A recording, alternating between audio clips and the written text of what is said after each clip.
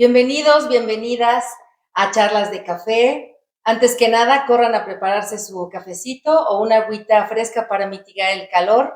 El tema de hoy es trastorno del espectro autista, un tema quizá poco conocido, pero sí rodeado de muchos mitos. Para charlar sobre él está la maestra Carolina Valencia López. Ella es maestra en psicología educativa y además tiene una maestría en atención a las necesidades educativas del desarrollo. Buenas tardes, Caro, bienvenida. Muchas gracias, pues yo muy contenta de estar aquí para poder compartir con todas las mamás y los papás que estén interesados y pues que también se comparta con más personas que quieran conocer acerca del tema. Muy gustosa, gustosa la verdad. Para comenzar, Caro, si pudieras explicarnos a todos los que están conectados con nosotros, ¿qué es este trastorno y cuáles son sus principales características? Claro, mira, el trastorno del espectro autista es un trastorno del neurodesarrollo. Este se presenta en edades tempranas, lo podemos estar visibilizando como alrededor del año, 3 años. Sin embargo, por las características que se van presentando, a veces es diagnosticado hasta la adolescencia o la edad adulta.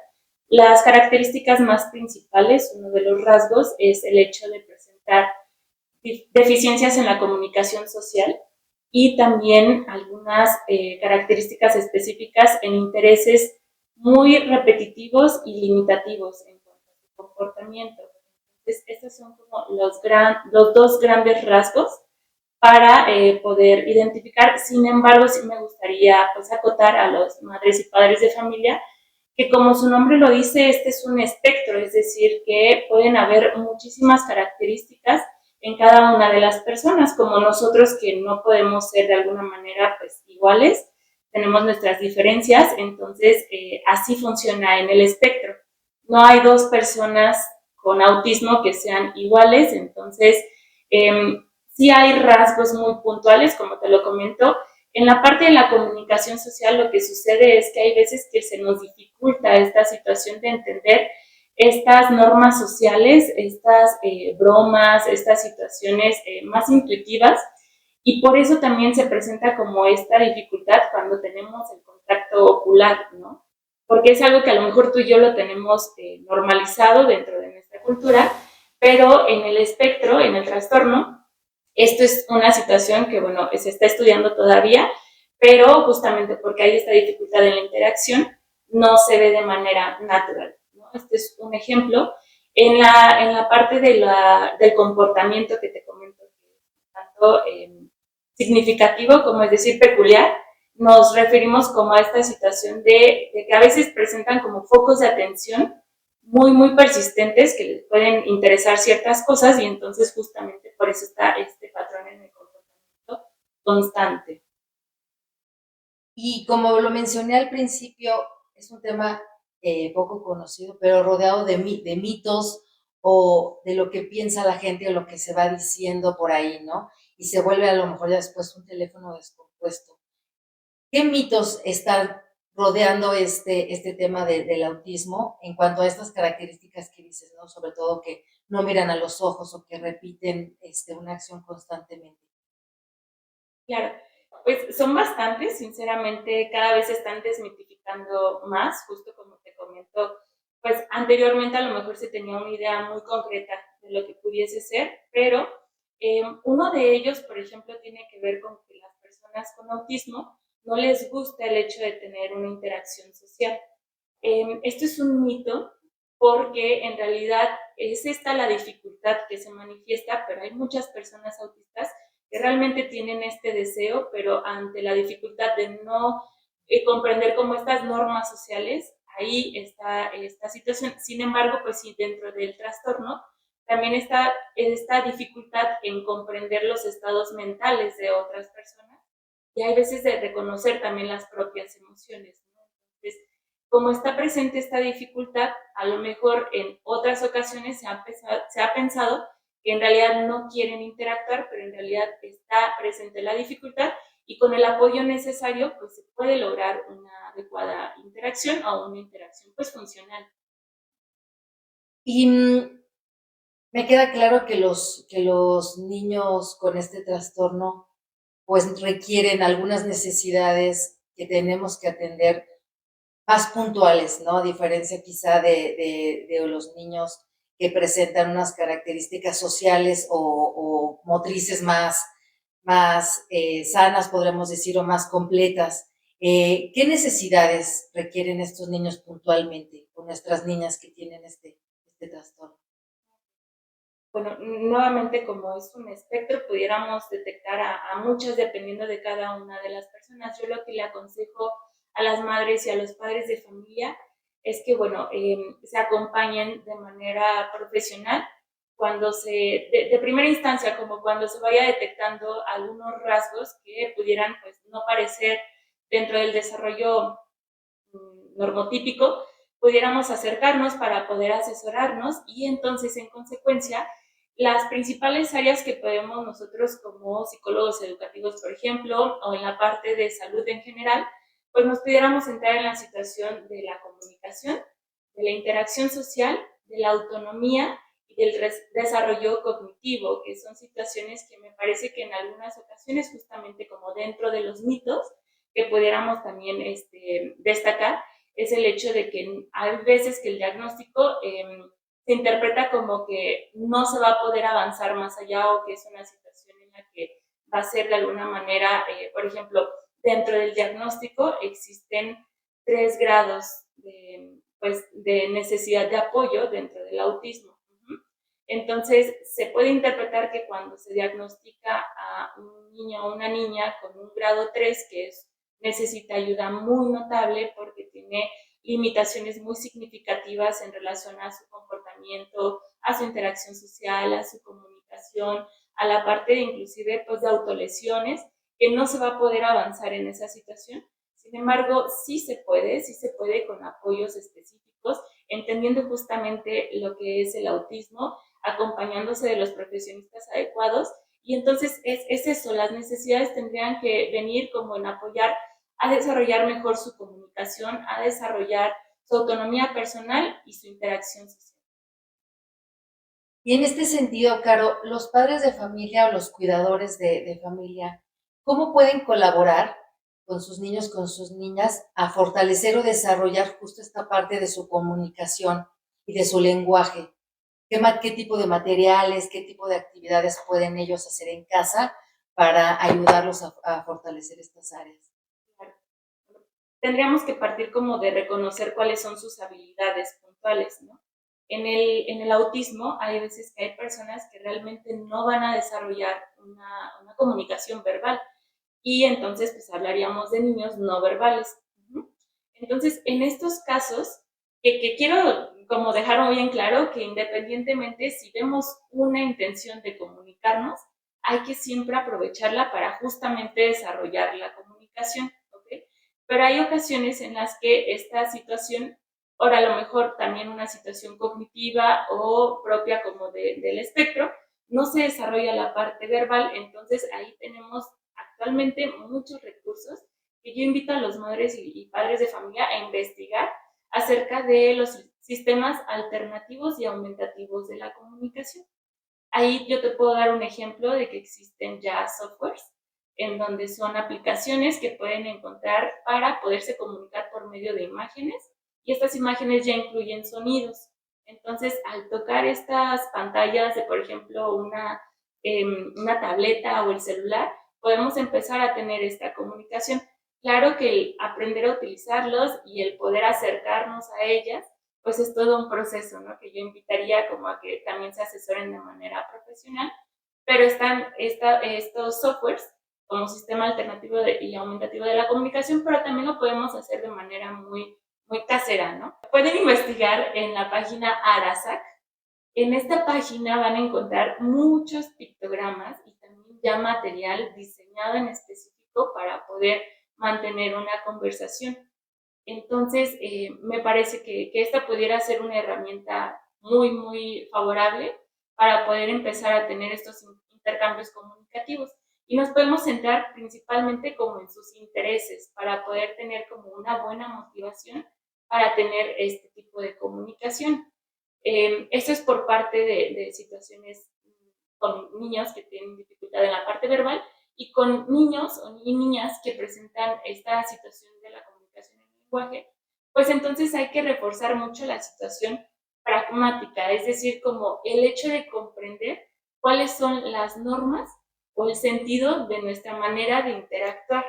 Entonces, ahí nos centramos más como en estos códigos sociales y, pues sí, claro, como en las oraciones que tengan un tanto más de sentido lingüístico.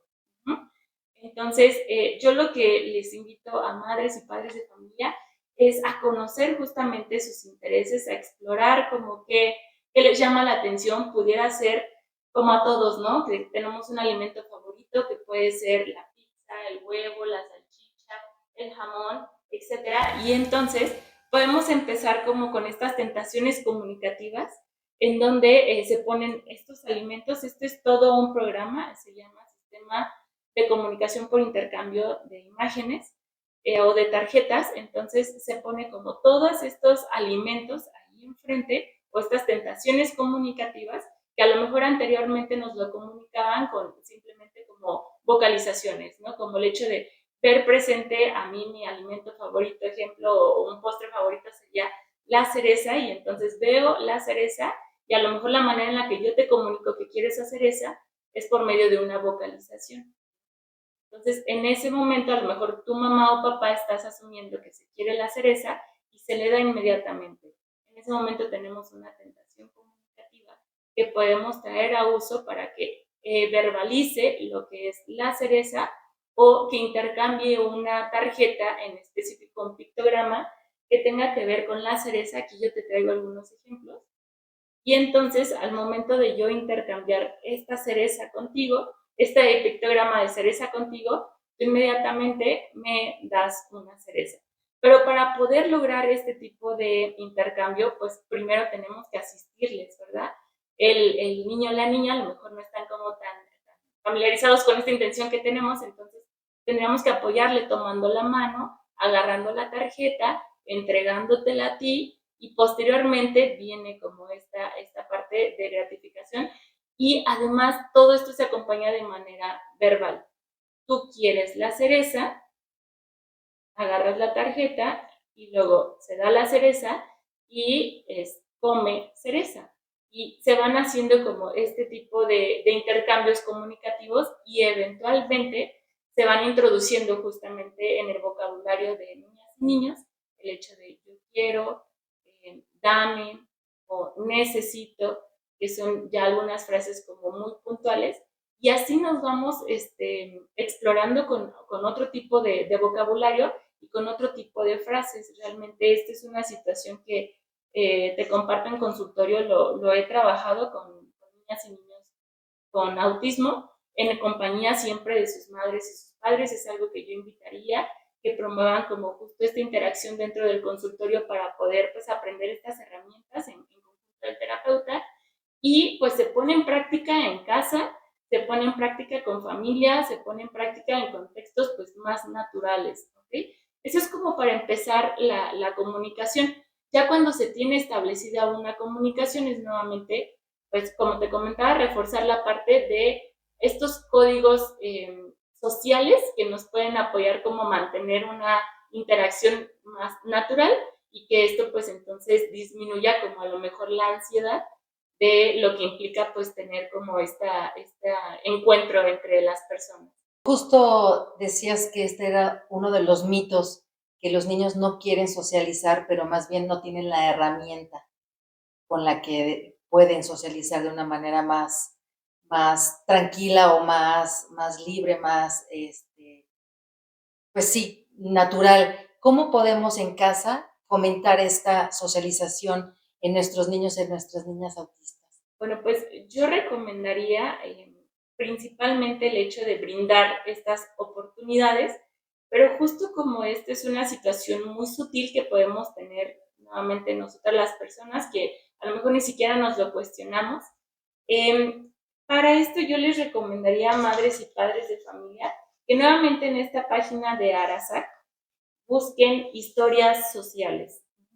También dentro de terapia pudieran promoverlas, como decir, bueno, escuché que existen las historias sociales, y literalmente es el entrenamiento dentro de estas habilidades.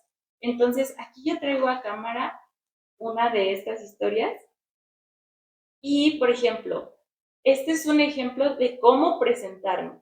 Se va traduciendo de manera visual el hola y el guión. Me llamo, por ejemplo, me llamo Carolina y también está la otra opción de mi nombre es, tengo tantos años, vivo en, soy de tal colegio y me gusta, y esto es una manera de presentarse pues fluida. Entonces, esto posteriormente se puede empezar a practicar, por ejemplo, con los títeres, que a mí me encanta llevarlos a la terapia. Con títeres empezamos ahí a practicarlo, después en ambientes un poco más estructurados, que pudiera ser, por ejemplo, la recepción del consultorio, saludar a la persona que está ahí esperando, y posteriormente lo hacemos en ambientes más naturales, en la familia, en el recreo, en contextos en general, ¿no? Por ejemplo, acá tengo otra historia social de cómo presentarme, cómo saludar a los diferentes tipos de personas, porque no es igual pues saludarte a ti que te conozco o que saludar pues a una persona en la calle, ¿no? Entonces tenemos que tener esta distancia social, esta distancia pues física para que no sea incómodo, no se malinterprete y pues que realmente fluya como dentro de este comportamiento. Oye, Caro, y algo también importante en el comportamiento de estos niños, de estas niñas, a lo mejor por la misma causa del trastorno, ellos pueden tener un comportamiento quizá aparentemente, no sé, violento o tener movimientos muy abruptos o, no sé, quizá aventar la comida o aparentar como que están golpeando al compañerito, a la compañerita. ¿Cómo podemos fomentar también en casa que ellos tengan este buen comportamiento? Como incitarlos a que estén, pues no sé, aleccionarlos, ¿no? Dentro del trastorno, poder aleccionarlos, poder llevarlos, orientarlos a una educación como, pues más normalizada para que puedan como convivir más naturalmente con su entorno. Ah, ok. Mira, de hecho, este también es uno de los mitos importantes, como el hecho de que los niños con autismo pueden tender como a ser agresivos, ¿no? Esto pudiera ser una característica, pero a mí me gustaría desmitificarla, ¿sale? Toda conducta que tenga que ver con justamente un mal comportamiento, muchas veces detrás tiene una manera de querer comunicar una situación que no nos gusta, que es incómoda o que queremos y necesitamos algo. Hay estudios que nos dicen que en el 90% de los casos de las niñas y niños que presentan autismo y tienen este tipo de comportamiento es precisamente porque hay algo detrás que los está incomodando. Entonces, yo lo que invitaría es analizar qué pasa cuando sucede este tipo de autolesiones o gritos o manifestación de agresión física. Muchas veces a mí me ha pasado en consulta que es una situación, bueno, madres y padres me relatan que se cambió la rutina de manera inmediata, que esto es algo muy importante que también voy a señalar, se cambió la rutina de los planes que se tenían y en ese momento surge una incomodidad muy fuerte y se manifiesta de esta manera. Entonces, la mejor manera para atender este tipo de comportamiento es prevenirlo, entender cuál es en sí cómo funciona el autismo y entonces bajo eso empezar a dotar de los apoyos. En esos casos, yo lo que recomendaría para tener un adecuado comportamiento en general, uno es dar estructura a la cotidianidad que tienen sus hijas y sus hijos. Yo les recomiendo que se instaure una rutina dentro de casa, que también dentro de la escuela se promueva esta rutina porque esto les da a ellos y a ellas seguridad para saber cómo tienen que pues, ir gestionando su día a día. Muchas veces ante la incertidumbre empieza como esta necesidad de incomodidad, de querer seguir y entonces empieza este comportamiento. Entonces, cuando se tiene una rutina muy clara, pues no hay como necesidad de estar haciendo otro tipo de situaciones. Yo acá les traigo también un ejemplo muy sencillo de cómo puede ser una agenda en la casa, ¿no? Este es un ejemplo de una agenda en sábado, ejemplo. En la mañana, pues bueno, nos vamos a lavar la cara, vamos después a desayunar, a lavar los dientes y a vestirnos. Por la tarde, pues podemos descansar un poco, ir al baño, lavarnos las manos y comer, después bañarse, ponerse la pijama, cenar e irnos a la cama. Entonces, es una forma en la que se le da, te digo, estructura como en general, pero también yo invitaría a que si estos comportamientos llegan a ser pues espontáneos, nuevamente que analicemos qué pasó en el ambiente, qué pasó antes justamente, qué pasó justo después, qué personas estaban presentes y qué consecuencias hubieron para que pudiéramos tener un análisis de qué es lo que está intentando comunicar con este comportamiento. Otra situación muy interesante, que de hecho es un descubrimiento reciente y a mí me gustaría pues instar como a que se revise con un gastroenterólogo o con una nutróloga que también tenga conocimiento sobre autismo, es el hecho de que se ha detectado que también las personas con autismo en algunas ocasiones tienen problemas gastrointestinales. Entonces, hay veces que cierta comida, ciertos alimentos nos generan mucha irritación, nos hacen sentir muy incómodos. Entonces, el hecho de procurar, por ejemplo, se tiene de conocimiento el evitar la soya, el evitar el trigo, eh, son algunos de los alimentos, porque esto genera, te digo, irritación y entonces ya nos tiene malhumorados. Eso por una parte. Entonces, si podemos detectar que se consumió como este tipo de alimentos y lo encontramos un poco más irritable que otros días, hay que revisarlo, yo lo instaría, ¿no? Por otra parte, también pues promover de una rutina que sea agradable, ¿no? El hecho de mantener como estos intereses dentro de su rutina, pues los va a mantener como más tranquilo, pero en la parte sensorial también hay que revisar si hay alguna situación que le está incomodando, ¿no? Por ejemplo, hay algunas texturas que para algunos niños es insoportable, o sea, realmente la manera en que se perciben es inclusive dolorosa, entonces hay veces que esto no se comunica de manera verbal porque justamente hay esta dificultad para poderlo identificar, pero entonces sí estoy incómodo, estoy golpeando, estoy gritando, estoy llorando, y entonces son este tipo de cosas que podemos empezar a detectar. El ruido, por ejemplo, el aire, son situaciones que podemos ir previniendo, por ejemplo, con tapones para los oídos, y entonces esto elimina cierta parte del ruido, y salir a la calle es muchísimo más ameno porque no tenemos pues el tronido o el pitido del carro, etcétera, ¿no? Son situaciones que podemos ir previniendo para que sea más amena esta comida. ¿Y cómo podemos los padres de familia intervenir en lo que podemos llamar este desarrollo integral en nuestros niños y en nuestras niñas, digamos, fortalecerlos en el ámbito educativo, social, familiar, para que ellos puedan crecer, pues, digamos, con este equilibrio, ¿no? En su persona? ¿Cómo podemos comentarlo? ¿Qué herramientas podemos utilizar los papás? Yo te diría, no hay una receta mágica como para poder llevarla a cabo, pero lo que yo creo que sería lo mejor es personalizar la atención que se le vaya a dar a su hija y a su hijo conforme a sus necesidades y sus intereses, ¿no?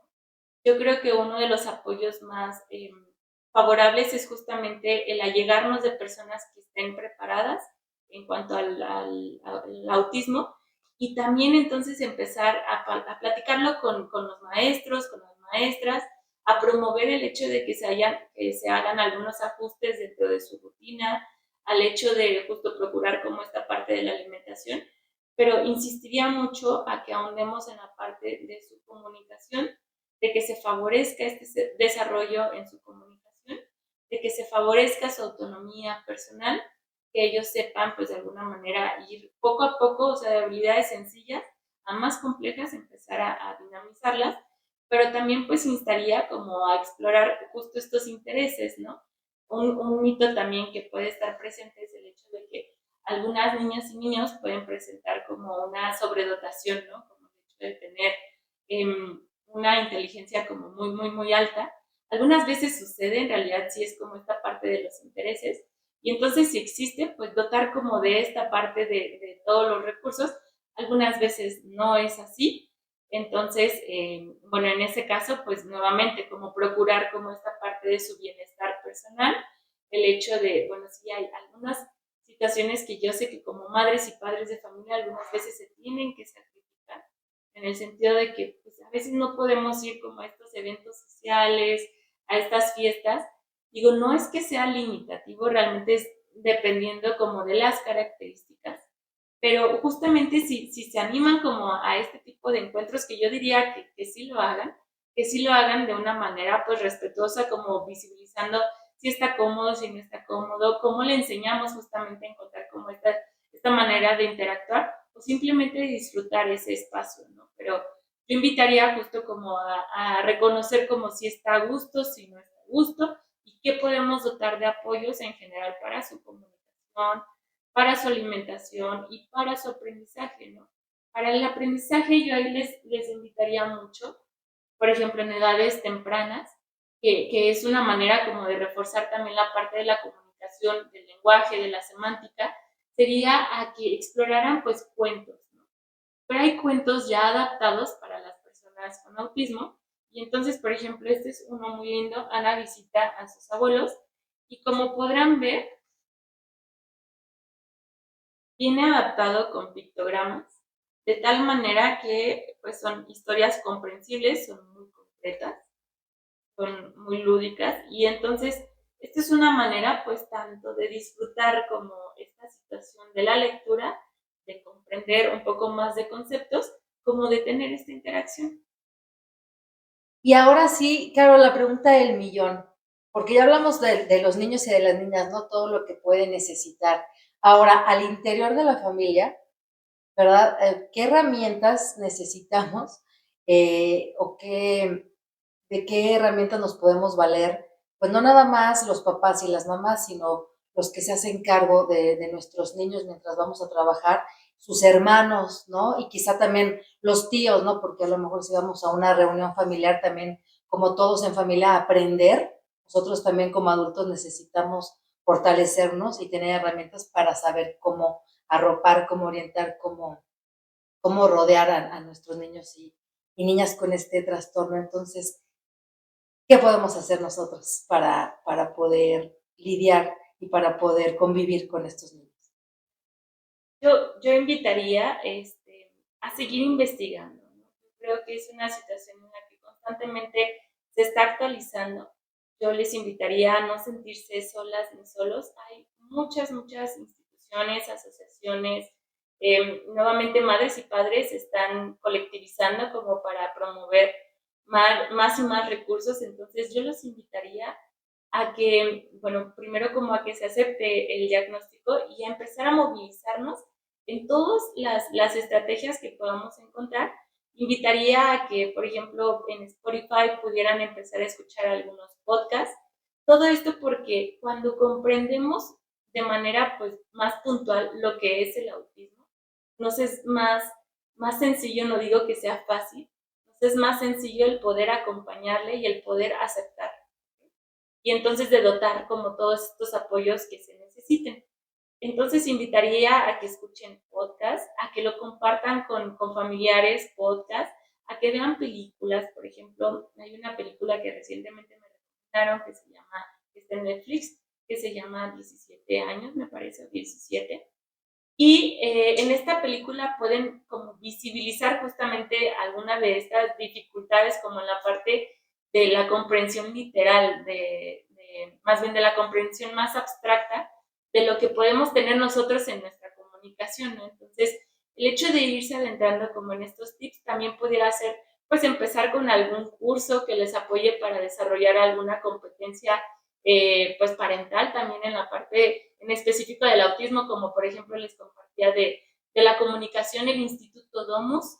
Quisiera traerlo a la mesa porque tiene, la verdad, capacitación muy adecuada, muy comprensible y desmenuzada, tanto para profesionistas como para madres y padres de familia que les pueda apoyar, pues justamente como a dotarse de mayores herramientas, ¿no?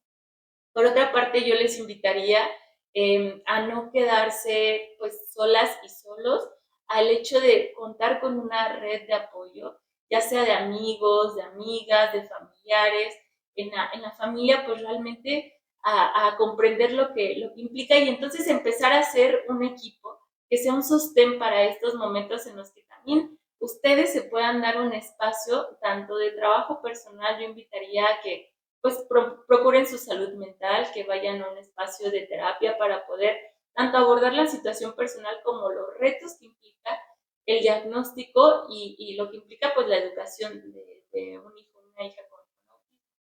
Eso por una parte.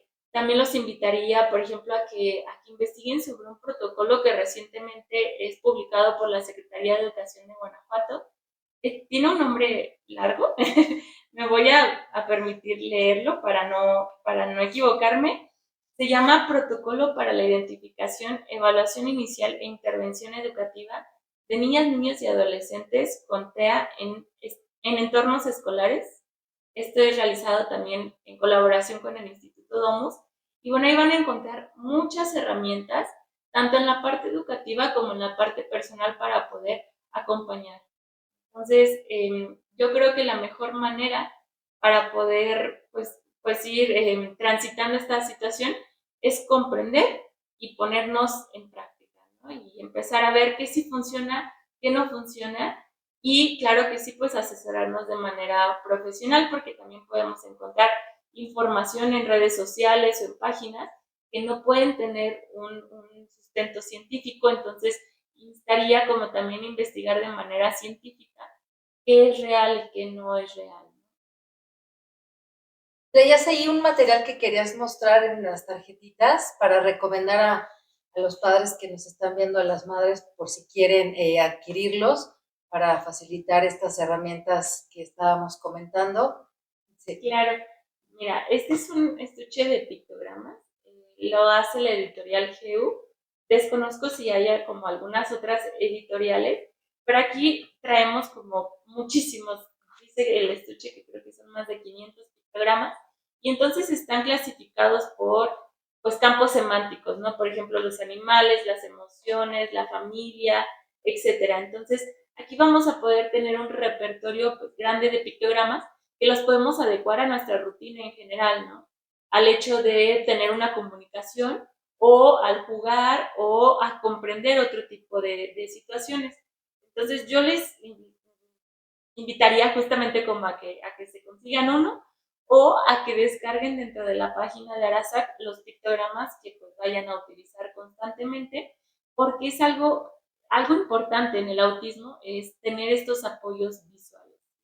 Es una manera como más sencilla de poder comprender la situación pues concreta. Una situación también pues que me gustaría puntualizar es justo que muchas veces se tiene un pensamiento pues muy concreto, ¿no? Entonces, esto apoya pues a la comprensión y también como al comprender pues otro tipo de conceptos o de asociaciones que son muy importantes para el pensamiento. Y Caro, no sé, quizá si el poder adquisitivo no es en esta época el más solvente, ¿podrían ellos hacerlo, digamos, de forma manual? ¿Podrían, no sé, intentar hacer algunos dibujos copiados de internet y en una libreta, en algo más casero y recortarlo y hacer como su propio material, sus propios títeres, quizá muy tradicional con algún calcetín, con herramientas o elementos que tenemos a la mano en casa, puede ser que también sirvan? Sí, la verdad es que la creatividad es el límite. La situación es que hay veces en las que, por ejemplo, por el nivel de simbolización de su hija o de su hijo, es decir, como la manera en que se pueda estar interpretando la realidad, porque una imagen puede llegar a ser abstracta, ¿no? Es el hecho de que, pues tú puedes llegar a ver, un ejemplo, un coche, pero aún así, un niño con autismo que pueda presentar un grado 3 con una necesidad, con necesitar ayuda muy notable, a lo mejor no va a interpretar que eso es un carro si no se le presenta como de manera concreta. Entonces, en esos casos yo les recomendaría que con un carrito que tengan ahí dentro de casa, pues que se utilice a lo mejor ese juguete o el cepillo de dientes o pues, un peluchito, una situación así que sea representativo de esa situación, pero si la simbolización de manera general o si no hay como algún compromiso en la parte intelectual, sin ningún problema se puede llegar a hacer con algún dibujo o fotografía de alguna situación. Sí, adelante. Pues aquí está la invitación, papás, mamás, a seguir investigando, a seguir ahondando en este tema tan importante para adquirir el mayor conocimiento posible y poder apoyar mejor a nuestros niños y a nuestras niñas. Caro, ¿algún correo electrónico que pudieras compartir a nuestra audiencia para que se comuniquen contigo? Claro, sí, con todo gusto. Se pueden comunicar a mi correo, que es psic, la abreviación de psicóloga, psic.carolinavalencia@gmail.com. ¿Y algún comentario o algún mensaje final, Caro, para cerrar con el tema? Pues nuevamente diría que no están solos. El mundo del autismo es una situación compleja, claro que sí, pero que también pues tiene muchas curiosidades, ¿no? Entonces yo invitaría a que como mamás y papás, escuché en un podcast y me gustó mucho, que hagan lo mejor que pueden, que sean su mejor versión y con eso van a lograr muchas cosas con su hija y con su hijo. Que de alguna manera pues se investigue un poquito más cuáles son los recursos disponibles y pues que hagamos una comunidad, ¿no? O sea, yo creo que a este video pudiera ser un apoyo justamente para que en los comentarios puedan empezar a interaccionar y pues que se compartan estas estrategias que les han funcionado. Yo creo que nuevamente el límite es la creatividad y claro que hay como métodos muy específicos, pero que también pueden compartir a lo mejor pues otras ligas de recursos, como lo comentaba, estos sistemas alternativos y aumentativos de la comunicación, existen bastantes, entonces también pudiéramos empezar ahí la conversación. No olviden registrarse en el link que dejamos en el video para que siga creciendo esta red parental. Compartan este video, dejen sus comentarios, sus opiniones y sobre todo, dennos like y los esperamos la próxima semana a las 6 en punto de la tarde en otras charlas de café.